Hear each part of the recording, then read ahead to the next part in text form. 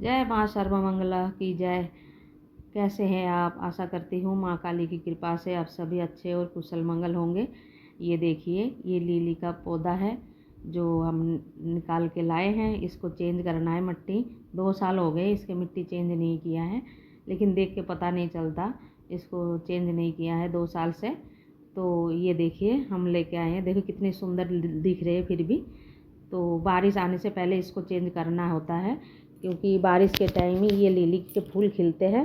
तो ये चेंज करने से पहले ये देखिए हमने घर पे बनाए हैं खाद, जो मंदिर के पूजा के बाद जितने फूल पत्ते बच जाए लेके आते हैं नीचे, उस पत्ते को हमने ये बर्तन में, मतलब इस सीमेंट के गमले में हमने इकट्ठा करके उसको ढक दिया था। तो कुछ इस तरह से खाद बन गया है। ये देखिए, अब इन खाद को हमने सारे जितने भी गमले चेंज करनी है तो सारे गमले में थोड़ा थोड़ा करके हम बांट के लगा देंगे। तो पहले लिली को तैयार कर रहे हैं।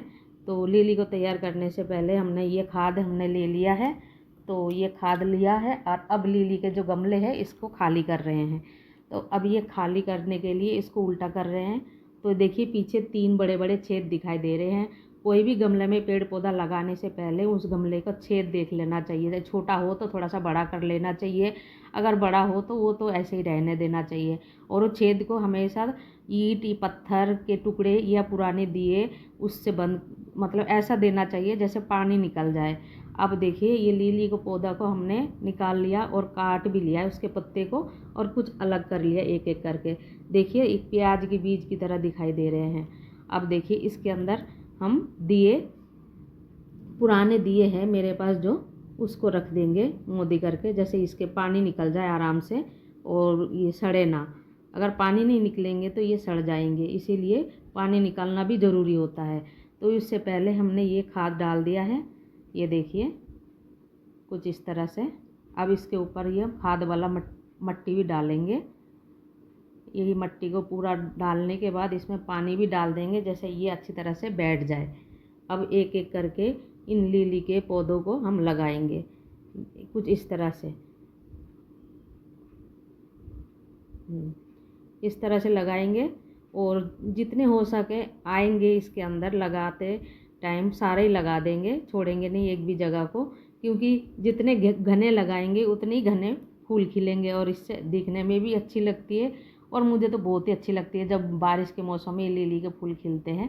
फिलहाल मेरे पास एक ही कलर है, वो है पिंक कलर। तो इसीलिए हम तैयारी कर रहे हैं इसके, और भी बचे हुए हैं, बाकी दूसरे गमला में भी लगा देंगे इस लिली के पौधों को। तो उसके लगाने के बाद भी हमने ये पानी दे दिया है। ये देखिए कुछ इस तरह से। तो हमने इस तरह से लिली का पौधा तैयार कर लिया है। और ये देखिए एडेनियम का पौधा है। तो ये एडेनियम का पौधा है, पिछले साल हमने 2 साल पहले नर्सरी में से लाए थे और उसमें फूल भी खिला था, उसमें 2 फली आए थे और दोनों फली में हमने नीचे लगा दिया था। फिर उसमें दोनों फली में से एक भी बीज खराब नहीं निकले थे, सारा का पौधा निकला था। पर बंदर ने इतना परेशान किया, उस गमले को ही तोड़ दिया। तो तोड़ने की वजह से जितने पौधे थे वो ख़राब हो गए हैं। और ये ख़राब होने के बाद हमने पॉट को चेंज कर दिया है। अब ये 2-3 ही बचे हैं। तो हम पानी देते टाइम गलत तरीक़ा से कभी दे देते, जैसे मैं देती हूँ तो मैं तो ढंग से देती हूँ क्योंकि पौधा ख़राब ना हो जाए, और किसी और को बोलती हूँ देने के लिए तो वो गलत ढंग से देते हैं, तो इसीलिए पौधा जड़ से उखड़ जाता है। इससे आधा पौधा ख़राब हो गए थे।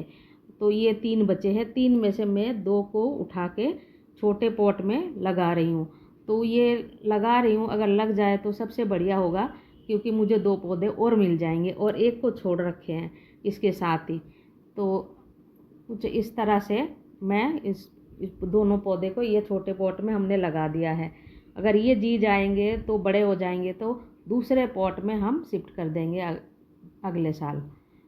तो इतना टाइम इसी पॉट में रहेंगे। अगर हमारी ये वीडियो आपको अच्छा लगा, लाइक शेयर और सब्सक्राइब ज़रूर कीजिएगा। Bye bye.